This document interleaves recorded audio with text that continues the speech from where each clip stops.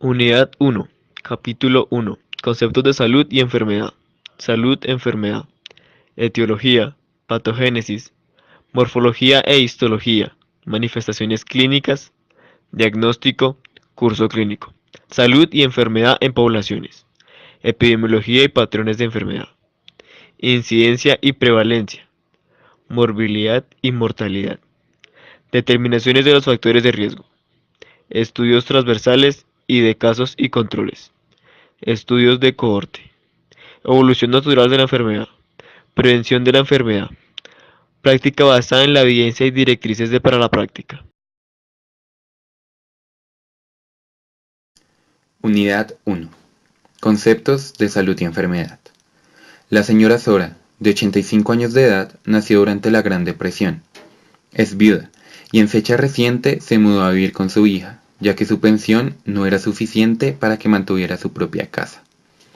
Se presenta con dolor de espalda, al que describe como un hormigueo y ardor en el lado izquierdo de su espalda, justo arriba de la cintura. Su molestia empezó hace 2 días y creyó que desaparecería. Sin embargo, ha aumentado en intensidad y esta mañana observó un exantema sobre la región dolorosa. Su hija sospecha que la visión de su madre ha disminuido, porque ha sufrido unas cuantas caídas recientes por las noches. La hija está preocupada también acerca de la pérdida de audición y de apetito, así como por la creciente fatiga de su madre. La hija añade que su mamá estuvo hospitalizada hace 4 meses y que presentó confusión importante durante el curso de la enfermedad. Los signos vitales de la señora Sara están dentro de los límites normales. Presión arterial 122/68 milímetros de mercurio. Pulso 67. Frecuencia respiratoria 14 veces por minuto. Y temperatura 37 grados Celsius. La exploración física del exantema en la espalda de la señora Sara revela pápulas vesiculares agrupadas sobre el dermatoma T7 del lado izquierdo. Se percibe molestia con la palpación ligera. En el interrogatorio, la señora Sara dice: sí, tuve varicela cuando estaba en primer grado. El exantema se diagnostica como virus de varicela zoster, VVZ.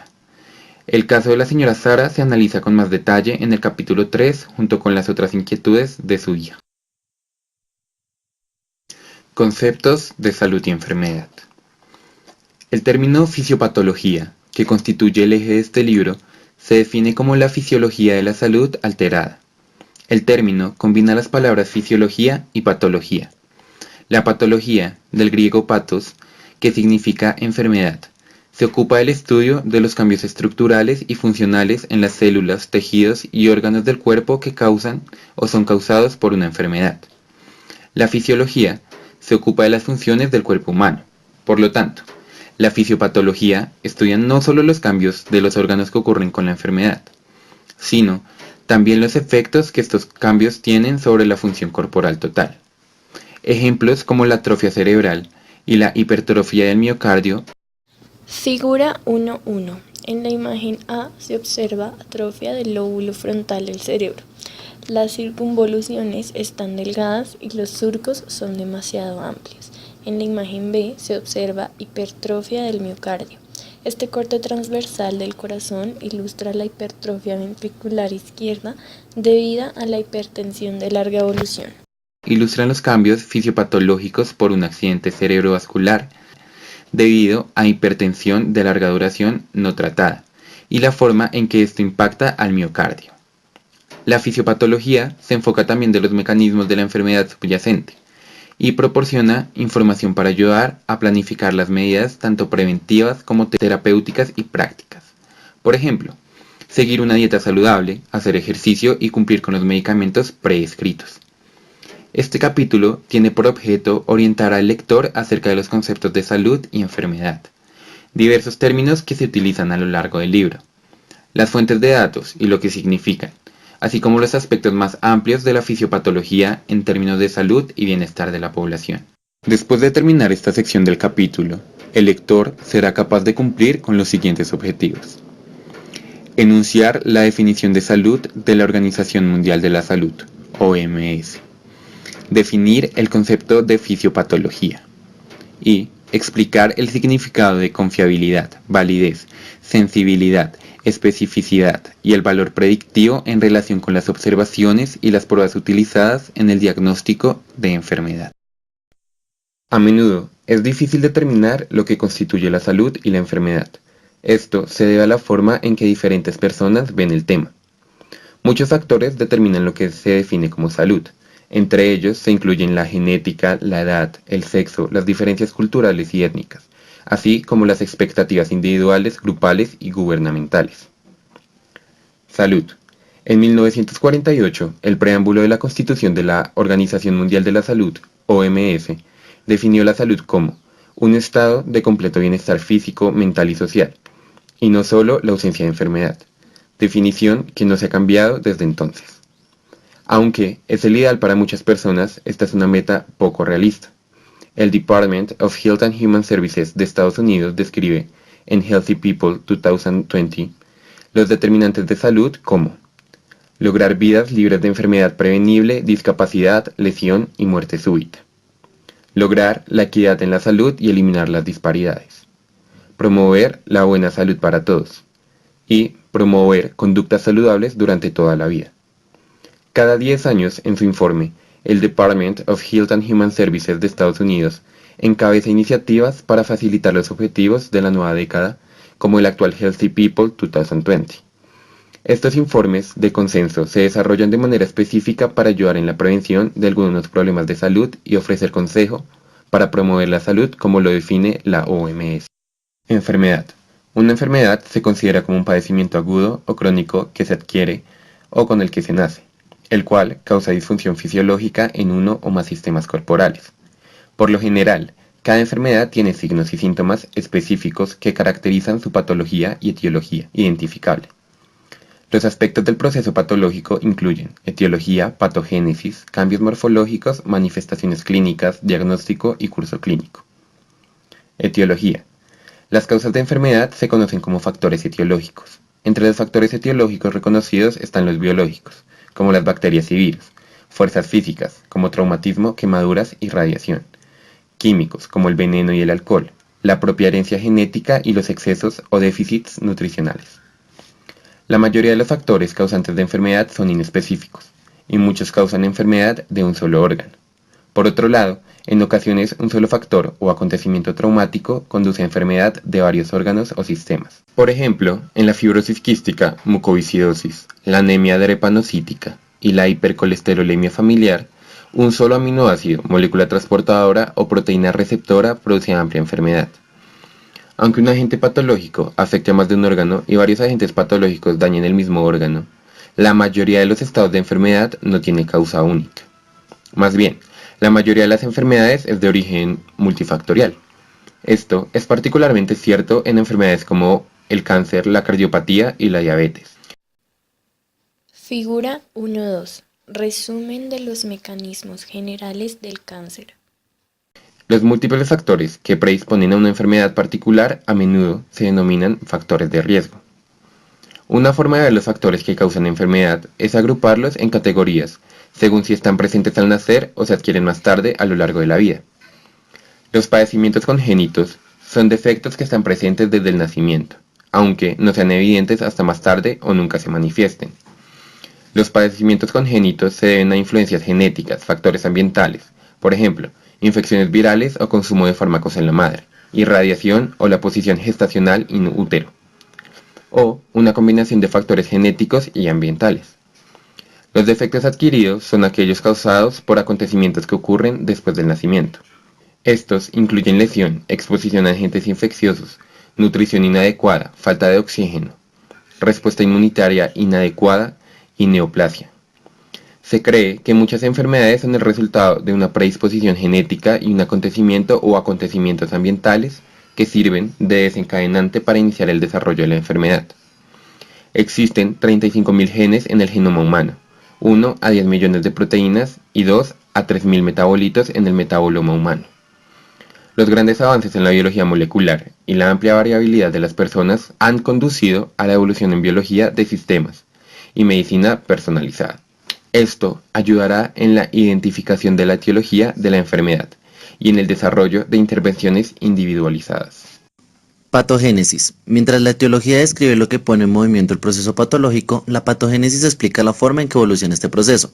En otras palabras, la patogénesis es la secuencia de acontecimientos celulares y tisulares que suceden desde el momento del contacto inicial con un factor etiológico hasta la expresión última de la enfermedad.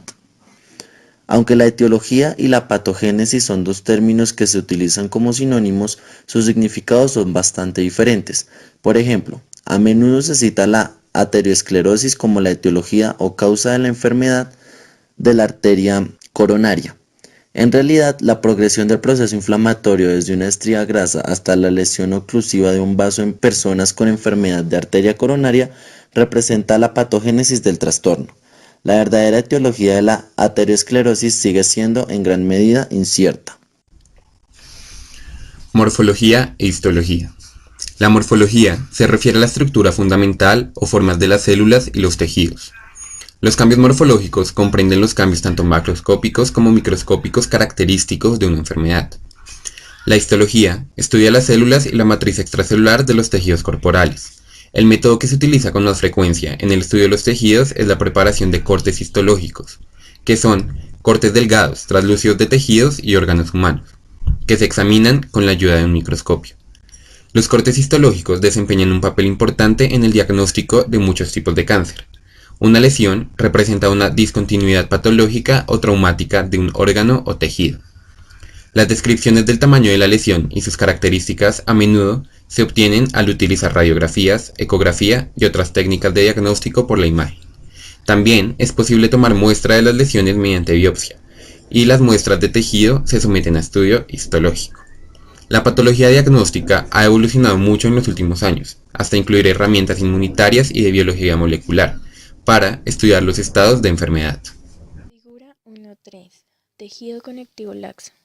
En la imagen A se observa microfotografía de un frotis de mesenterio con hematoxilina de Verhoeven para mostrar los núcleos y las fibras elásticas.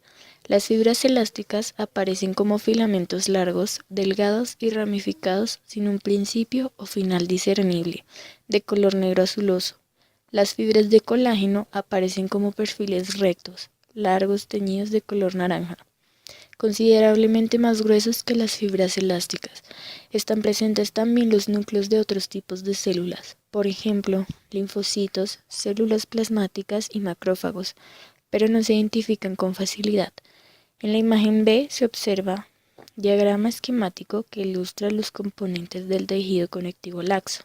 Obsérvese la relación de diferentes tipos de células con la matriz extracelular circundante, la cual contiene vasos sanguíneos y diferentes tipos de fibras.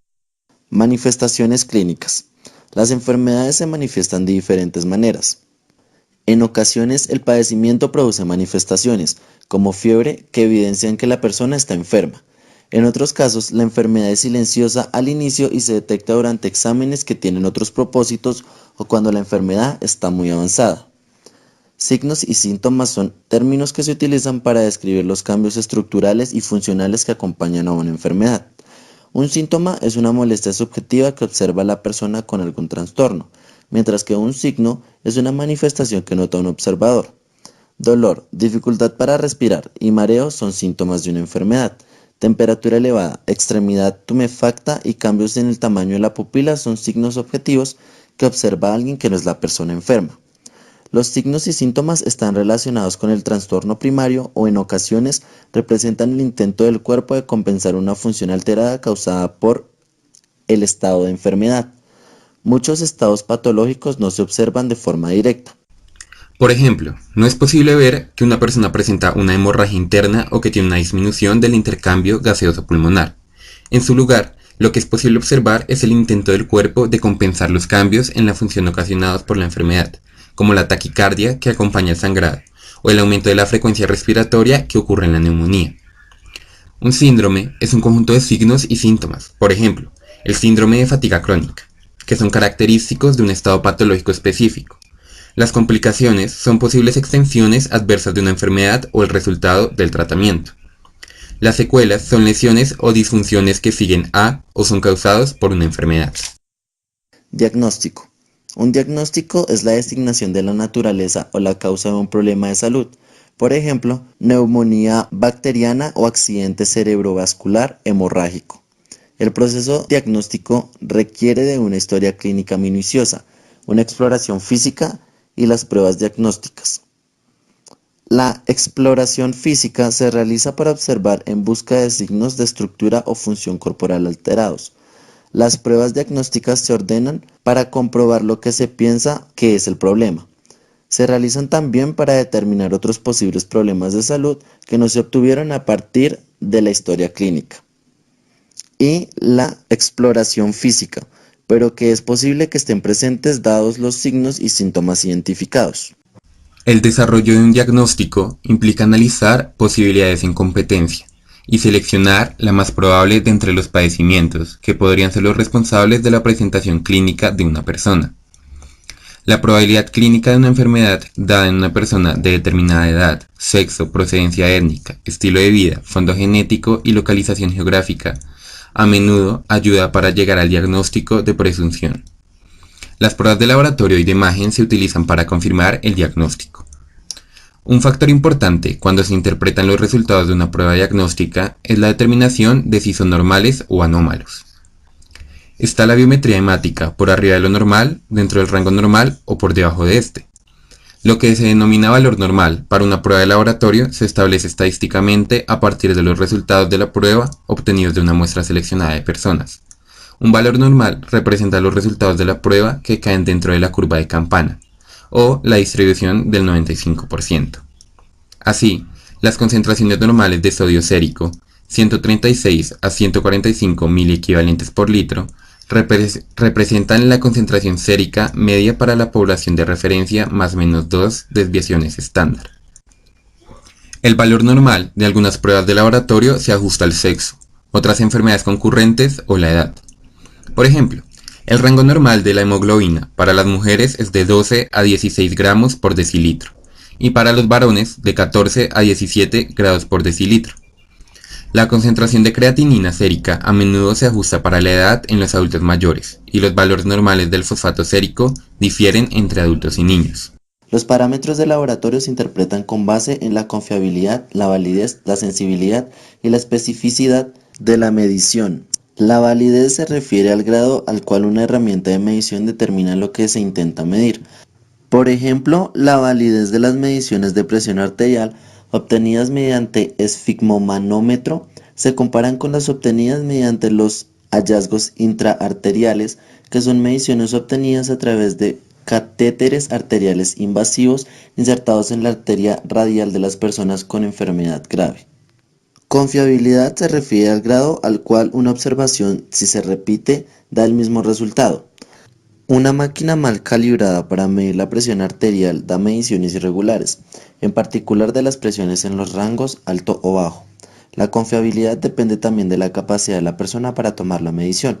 Por ejemplo, las mediciones de presión arterial varían de una persona a otra debido a la técnica que se utiliza. Por ejemplo, diferentes observadores descifran el manguillo a diferente velocidad, con lo que se obtienen diferentes valores. La forma en que se leen los números en el manómetro o las diferencias en la agudeza auditiva. En el campo de las mediciones de laboratorio clínico, la estandarización está encaminada a aumentar la certeza y confiabilidad de los valores medidos. La estandarización se basa en el empleo de estándares escritos, procedimientos de referencia para la medición y materiales de referencia. En Estados Unidos, la Food and Drug Administration regula los dispositivos diagnósticos in vitro, que incluyen instrumentos de laboratorio clínico, equipos de prueba y reactivos. Los fabricantes que se proponen comercializar nuevos dispositivos diagnósticos deben entregar la información sobre su instrumento, el equipo de prueba o el reactivo de la Food and Drug Administration, como lo requieren los estatutos y reglamentaciones existentes.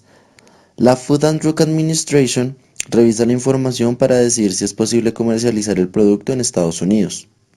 Las mediciones de sensibilidad y especificidad están encargadas de determinar hasta qué punto la prueba u observación podrá identificar correctamente a personas con la enfermedad y personas sin la enfermedad. Figura 1.4. La relación entre un resultado de prueba diagnóstica y la ocurrencia de la enfermedad. Existen dos posibilidades de que el resultado de la prueba sea correcto, positivo verdadero y negativo verdadero, y dos posibilidades de que el resultado sea incorrecto, positivo falso y negativo falso. La sensibilidad se refiere a la proporción de personas con una enfermedad que son positivas para esta enfermedad en una prueba de observación dada, denominado resultado positivo verdadero. Si el resultado de una prueba muy sensible es negativo, nos dice que la persona no tiene la enfermedad y esta puede excluirse o descartarse. La especificidad se refiere a la proporción de las personas sin la enfermedad que son negativas en una prueba u observación dada, denominado resultado negativo verdadero. La especificidad se calcula solo de entre las personas que no tienen la enfermedad. Una prueba que es el 95% específica identifica de forma correcta a 95 de 100 personas normales. El otro 5% representa los resultados positivos falsos. Un resultado de prueba positivo falso llega a ser indebidamente estresante para la persona que se somete a la prueba, mientras que un resultado de prueba negativo falso retrasa el diagnóstico y compromete el resultado del tratamiento. El valor predictivo es el grado al cual una observación o resultado de prueba es capaz de pronosticar la presencia de una enfermedad dada. Un valor predictivo positivo se refiere a la proporción de resultados positivos verdaderos que ocurre en una población dada. En un grupo de mujeres que se encuentra que tienen nódulos mamarios sospechosos, en un programa de detección de cáncer, la proporción que después se determina que tiene cáncer de mama constituiría el valor predictivo positivo. El valor predictivo negativo se refiere a las observaciones negativas verdaderas en una población. En una prueba de detección de cáncer de mama, el valor predictivo negativo representa la proporción de mujeres sin nódulos sospechosos que no tiene cáncer de mama.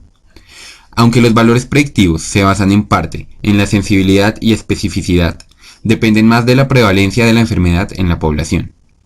A pesar de sensibilidad y especificidad, sin cambio, el valor predictivo positivo de una observación se eleva con la prevalencia, mientras que el valor predictivo negativo disminuye. Curso clínico. El curso clínico describe la evolución de una enfermedad. La enfermedad puede tener un curso agudo, subagudo o crónico. Un trastorno agudo es aquel que es relativamente grave, pero autolimitado. La enfermedad crónica implica un proceso continuo y prolongado.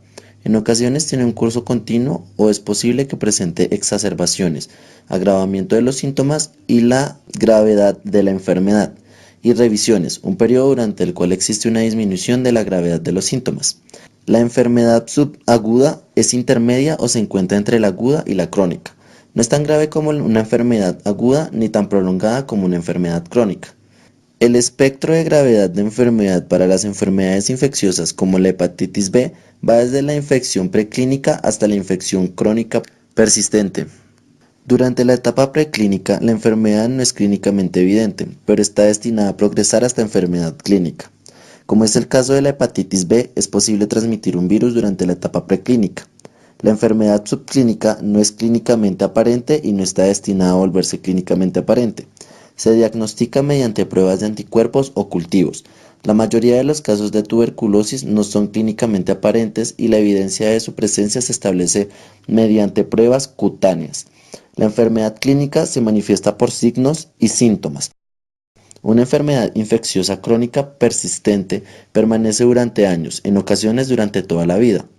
El estado de portador se refiere a una persona que alberga un organismo pero que no está infectado, como lo evidencia su respuesta a los anticuerpos o las manifestaciones clínicas. Esta persona es capaz de infectar a otros. El estado de portador en ocasiones tiene una duración limitada y en otras es crónico con una duración de meses o años. En resumen, el término fisiopatología, que es el foco de este libro, se define como la fisiología de la salud alterada. Una enfermedad se define como cualquier desviación de o interrupción de la estructura o función normales de cualquier parte, órgano o sistema del cuerpo, que se manifiesta por un conjunto característico de signos o síntomas, y cuya etiología, patología y pronóstico puede ser conocido o desconocido. Las causas de la enfermedad se conocen como factores etiológicos. La patogénesis describe la forma en que evoluciona el proceso patológico. La morfología se refiere a la estructura o forma de las células o tejidos. Los cambios morfológicos son cambios en la estructura o forma que son característicos de una enfermedad. Una enfermedad se manifiesta de diferentes maneras. Un síntoma es una molestia subjetiva como dolor o mareo, mientras que un signo es una manifestación observable, como una temperatura elevada o una garganta enrojecida y adolorida. Un síndrome es un conjunto de signos y síntomas que son característicos de un estado patológico específico. Un diagnóstico es la designación en cuanto a la naturaleza y causa de un problema de salud.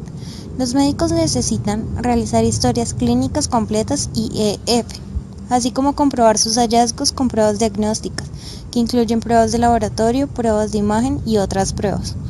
El valor de muchas pruebas diagnósticas se basa en su confiabilidad y validez, así como su sensibilidad y especificidad. Tener una comprensión completa de la fisiopatología ayudará al médico a identificar mejor los problemas durante la historia clínica y la EF, así como a utilizar los datos de laboratorio para una comprobación posterior. El curso clínico de una enfermedad describe su evolución. Puede ser agudo, relativamente grave pero autolimitado; crónico, continuo o episódico, pero que tiene una larga duración; o el subagudo, no tan grave como el agudo ni tan prolongado como el crónico. Dentro del espectro de enfermedad, una enfermedad se designa como preclínica o que no es clínicamente evidente; subclínica, no es aparente clínicamente y no está destinada a convertirse en clínicamente aparente; o clínica, caracterizada por signos y síntomas.